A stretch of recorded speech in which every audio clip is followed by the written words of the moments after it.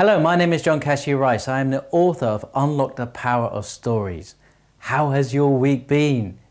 Well, mine's been locked into a recording studio recording the audio version of the new book. Right, so over the last few weeks we've been exploring goal setting. And so let's bring us right back to some basics.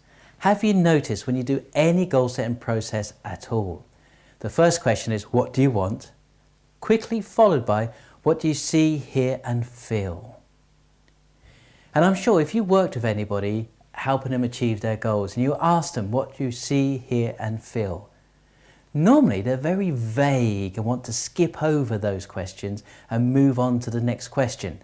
If they say anything at all, they might say, well, I'll see myself looking happy, and maybe people saying how well I've done and I'd feel good, and then they want to move on.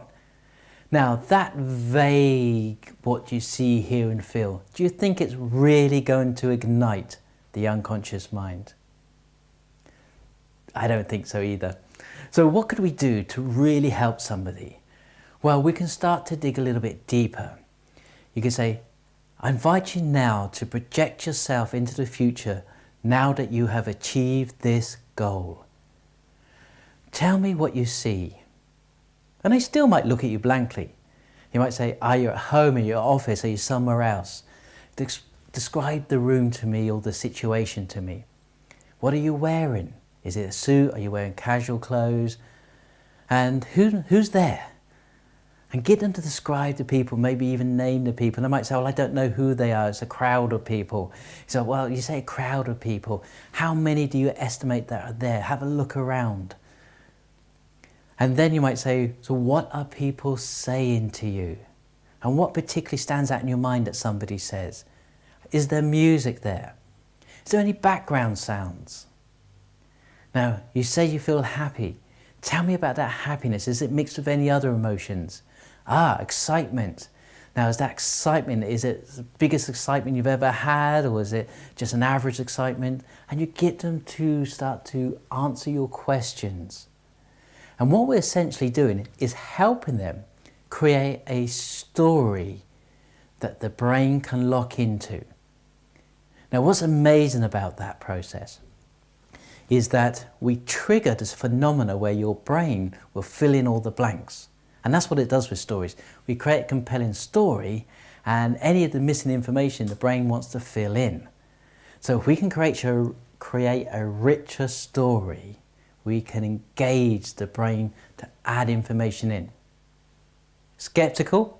Okay, let's test that. Let's see if your brain fills in information. So I'm going to say 3 words and let's see what happens. Rabbit, car, road. Oh no, what happened to poor Mr. Bunny? For a lot of people, Mr. Bunny gets flattened. And yet, if I say no, no, no, what happened is the rabbit spun round, put one paw up here to block out that light, put another paw up here to block out that light, and ducked at the last minute saying, I hope this is not a Robin Reliant. And then hopped back and boasted about overcoming the danger to all his bunny friends. Now, as ludicrous as that is, next time you hear those words, rabbit, car, road, your brain will run both stories. Yes, normally Mr. Flat Bunny is a stronger story at the moment, but if you keep hearing the new story, it becomes the story you live by. So if we can help our clients create a richer story, if we could create a richer story around the goals that we're working on, just imagine what could happen. Keep in touch. Do all the social media likes and thumbs up and all those wonderful things for us. We'd really appreciate that.